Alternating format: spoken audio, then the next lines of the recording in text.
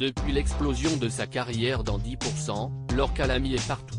Nommée pour la 4e année consécutive au César, la comédienne, récompensée en 2021 pour Antoinette dans les Cévennes, enchaîne les tournages et les succès.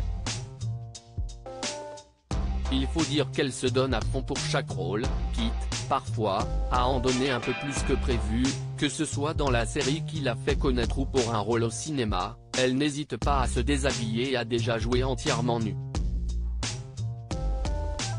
Un détail qui peut en choquer certains, mais que la complice de Nicolas Maury assume totalement. Interrogée il y a quelques années dans Le Parisien, elle avait même donné plus de précisions. Avec le théâtre, j'ai l'habitude de montrer mon corps en entier et de raconter des histoires avec lui. Pour moi, si est-il plus impudique de dire je t'aime dans une scène que d'être filmée nue, avait-elle confié.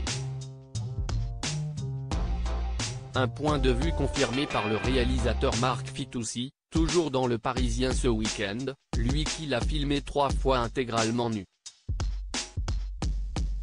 2 fois pour 10% et 1 fois pour les Cyclades. Laure considère son corps comme un instrument de travail, explique-t-il. La nudité, un sujet qui divise, difficile de l'imaginer pour certains, comme pour Benoît Magimel, dont l'anatomie montrée à l'écran n'est pas la sienne dans La pianiste ou Gilles Lelouch, très pudique, qui refuse de montrer ni son cul ni son kiki et qui a donc pu bénéficier d'une doublure. Tout comme, d'ailleurs, Didier Bourdon dans le dernier volet d'Alibi. Comme ou Christine Scott Thomas dans Les Cyclades. Sabrina Ouazani avait également expliqué qu'elle refusait toute scène de nu.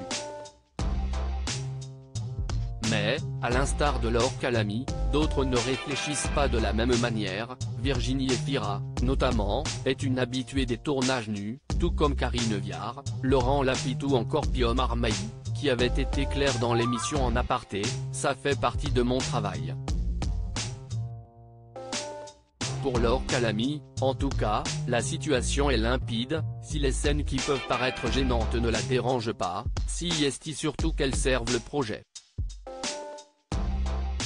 Elles pouvaient être brutales, secouantes pour le corps, mais cela m'intéressait de les jouer, car elles racontent mon personnage, avait-elle par exemple confié en parlant des scènes de sexe de son film Une femme du monde, dans lequel elle jouait une prostituée. Un rôle qui lui avait valu sa nomination au César, malheureusement manqué face à Valérie Lemercier et son Aline.